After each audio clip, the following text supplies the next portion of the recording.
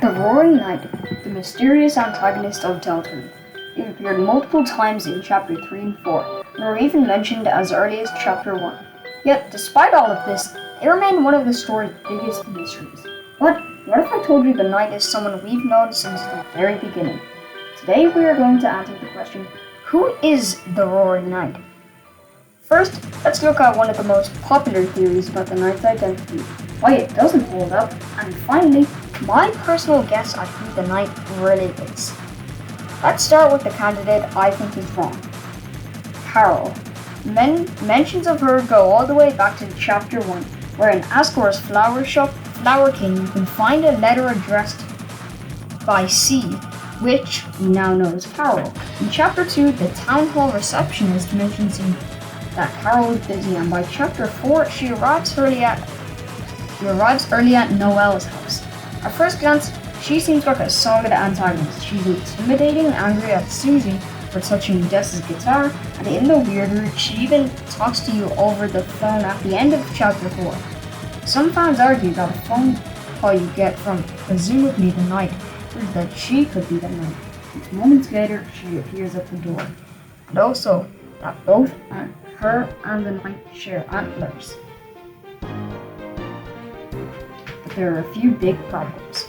First, while Carol carries a giant katana, that's really the only evidence linking her to the Knight.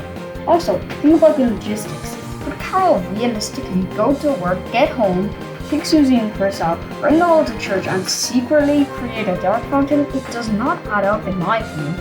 But now it's time for the person that I think is extremely likely to be the Roaring Knight, which is Des.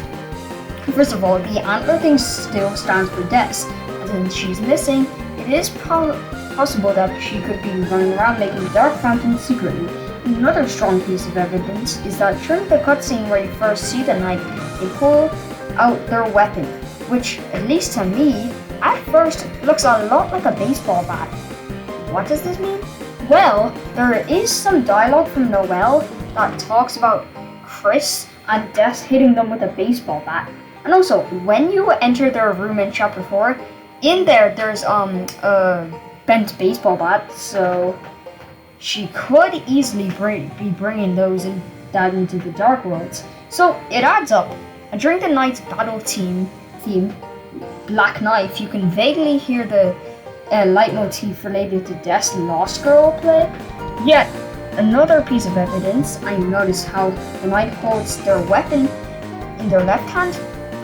Well, in Des's room, there's a PC, and on that desk, the mouse is on the left side, meaning Des was left-handed. And the last thing I want to cover is that when the Knight morphs into their ball form to escape in Chapter 3, that form resembles a baseball. And also, when Noelle is trapped in the Queen's mansion, when she's in her room, the moon literally is a baseball.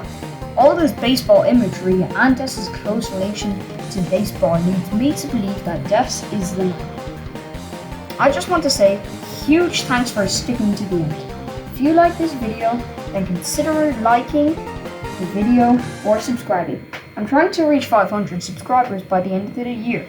So, thanks for watching, and I'll see you next time.